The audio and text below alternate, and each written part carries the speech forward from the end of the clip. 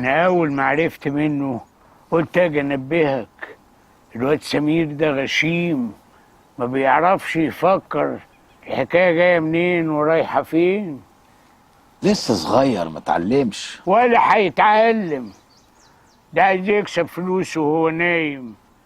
فاهم ان الحكايه سهله زي ما طلع ولقاها. معنى ان نوح وصل لك يعني هو مستموت على الورق ده ومستعد يعمل اي حاجة عشان يوصل له، حتى لو كانت الحاجة دي انه يصفي العطارين كلهم. الدرجه دي؟ واكتر يا فتحي. الورق ده اصله لو وقع تحت ايدين نوح ممكن يكسب بيه بونت كبير قوي عند الشركة، بس هو بقى عايز يكسب البونت ده على حساب انا. ما تاخذنيش يا سيدي، والورق ده فيه ايه بالظبط؟ الورق ده رايق، يخص الشركة وشبكة تعاملاتها الغير شرعية في الشرق الأوسط كله. يعني في لستة كده بأسماء أصحاب رؤوس الأموال الحقيقيين. تخيل انت بقى فتحي دول ممكن يطلعوا مين؟ الورق ده كان وقع في ايدين زين من زمان، ومفيش منه غير نسخة وحيدة، وده اللي مخلي الشركة ما تقربش للعطارين، لأن الورق ده لو ظهر في أزمات دولية ممكن تحصل، في حروب ممكن تقوم. يا نهار اسود، طب وناوي تعمل ايه؟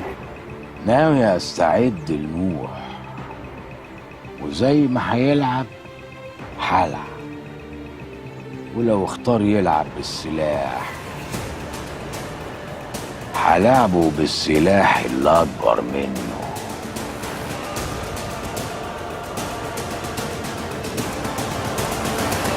كانت يا بابا كلها جلسه ولا اتنين وهتخرج بالسلامه. لا انا زهقت من القعده هنا، مش قادر اطول اكتر من كده، لازم اخرج عشان كل حاجه ترجع زي ما كانت. يا سيف بيه زي ما رودي هانم قالت لك كده، خلاص هانت، كلها كام جلسه ان شاء الله وتخرج بالسلامه. انا بس عايز اقول لك ان الدنيا بره اتغيرت خالص. اتغيرت؟ ازاي يعني؟ والله يا سيف بيه اخبار ما تطمنش. نوح دلوقتي مسيطر على السوق كله، مفيش حته سلاح واحده بس بتتباع في البلد غير من بضاعته. ده غير انه مقدم نفسه قدام الناس بصوره رجل اعمال ناجي وحيد. ده عشان انا بس جوه السجن، لكن لما اخرج بره هنرجع زي الاول. خير يا سيف بيه ان شاء الله. عموما كل المحاميين طمنونا، والورق كله متستف وكل حاجه هتبقى تمام باذن الله. ادينا مستنيين.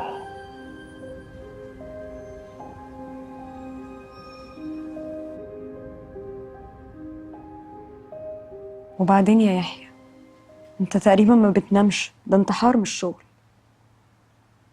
يحيى ايه يا حبيبتي معاكي؟ معايا ايه بس؟ قولي مالك.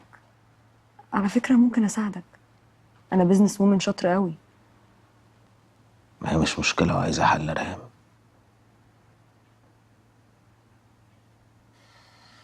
الوضع ده اتفرض علينا ولازم نتعامل معاه. العيلة بتمر بأزمة مادية كبيرة أوي، شكلها معقد. طمن يا يحيى، ما تشيلش هم، فلوسي هي فلوسك. المشكلة مش فيا، المشكلة في اخواتي. ولاد جيهان هانم ولاد الأكابر مش واخدين على المرمطة. من الناحية التانية عايز ذو اليتيم فاكرين إن هما يمدوا إيديهم ويغلفوا فلوس. اخواتك اخواتي. هقولي بقى ممكن اساعدك ازاي؟ جرب.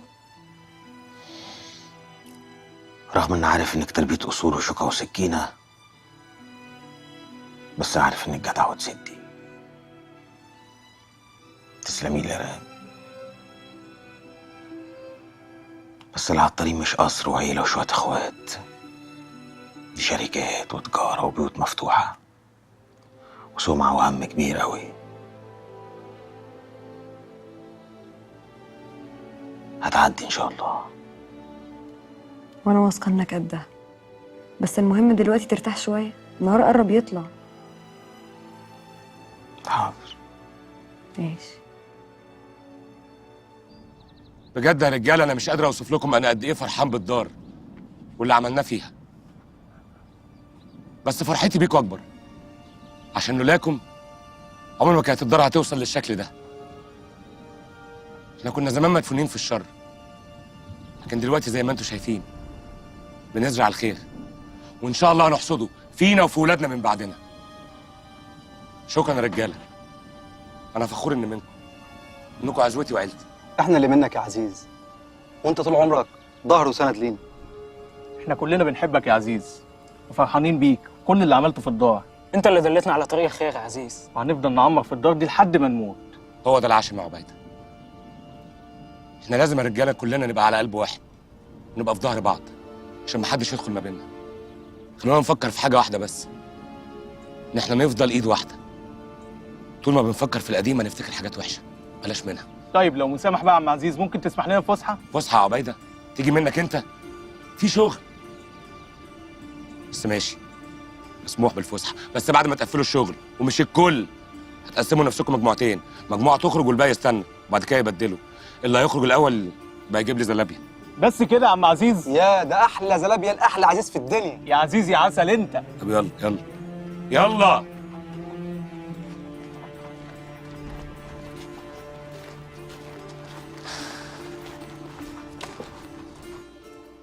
ازيك يا علي؟ توحشتك يا راجل.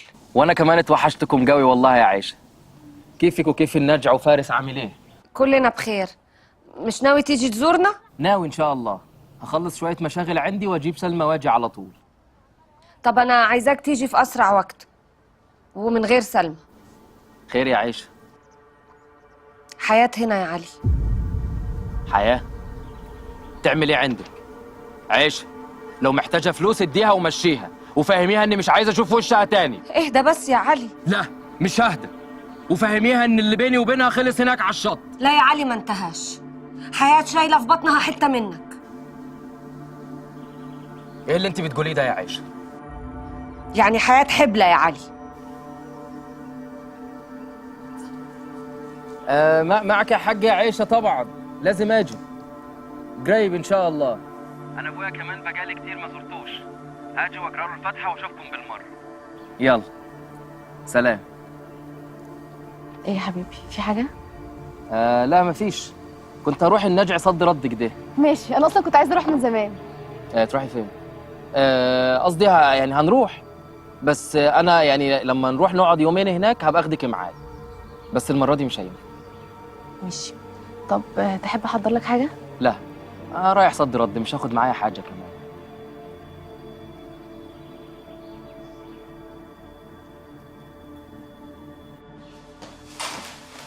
بسمة حبيبتي، جبت لك كل الحاجات اللي انت طلبتيها، وجبت كمان الشوكولاته الكريم شوكولاته شهد عشان الاتنين ما يتخانقوش مع بعض. ربنا يخليك ليهم يا حبيبي وتسعدهم طول العمر يا رب. انت ليه بتقولي كده؟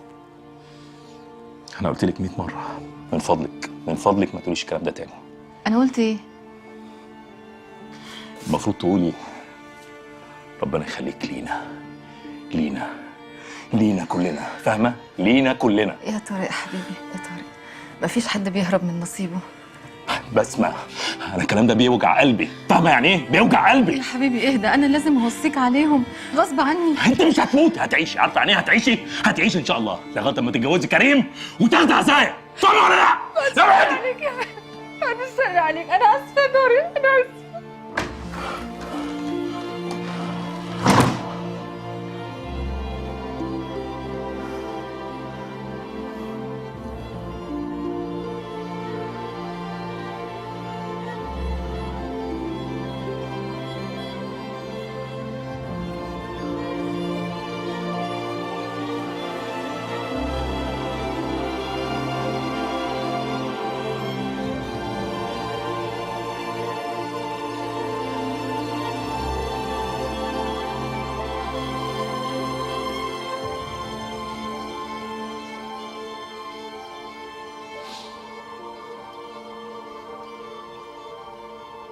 انا لولا اني حامل ما كنتش جيت ولا عرفته سكتي